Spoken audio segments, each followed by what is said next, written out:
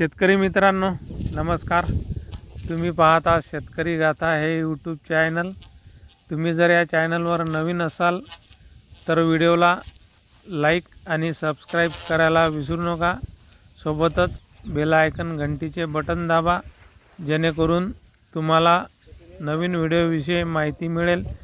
मित्रांनो, आपण जर तूर आणि सोयाबीन पिकाची लागवड केलेली असेल तर आपल्या तूर या पिकाचे जास्तीत जास्त उत्पन्न कसे वाढावे, तर मित्रांनो आपण तूर या पिकाचे एकरी 12 ते 15 क्विंटलपर्यंत उत्पन्न घेऊ शकतो. तर मित्रांनो, याच्यासाठी आपल्याला तुरीचे शेंडे खुडणी हे आपल्याला करणे आवश्यक आहे. मित्रांनो, सोयाबीन आणि तूर या पिकाची आपण लागवड केली असल्यामुळे आपले जे सोयाबीन आणि तूर आहे हे दोन्ही एकसारखे कंबरपर्यंत वाढ घेते. त्याच्यामुळे आपल्या तूर या पिकाला जास्तीत जास्त फुटव्यांची संख्या हे वाढत नाही. ते आपल्या तुरीची शिंगल काडी हे एकदम सरळ जाते आणि तिला फुटवे येत नाही.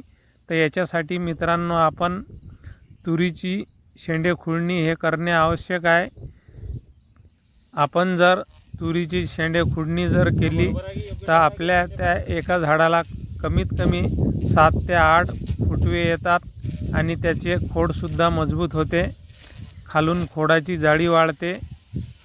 याच्यामुळे मित्रांनो साहजिकच आहे, आपण शेंडे खुडणी केल्यामुळे जास्तीत जास्त फुटव्यांची संख्या वाढल्यामुळे आपल्या तुरीचे हे उत्पन्न डबल होऊ शकते. 12 ते 15 क्विंटलपर्यंत आपण तुरीचे शेंडे खुडणी केल्यानंतर आपल्या तूर पिकाची मर होऊ नये. ढगाळ वातावरण असेल किंवा पाऊस असेल तर आपल्या तूर पिकाची हे शेंडे खुडणी केल्यानंतर मर होऊ शकते. तर मित्रांनो, त्याच्यासाठी आपण शेंडे खुडणी झाल्यानंतर आपण फवारणी करू शकता. आपल्याला 15 लिटरच्या पंपासाठी इमामॅक्टिन बेंजाइट प्रोक्लॅम याचा वापर करायचा आहे. 15 लिटरच्या पंपासाठी 10 ग्राम आणि त्याच्यासोबतच एक बुरशीनाशक वापरायचे आहे. रोको हे बुरशीनाशक तुम्ही 15 लिटरच्या पंपासाठी 40 ग्राम किंवा 30 ग्राम याचा वापर करू शकता.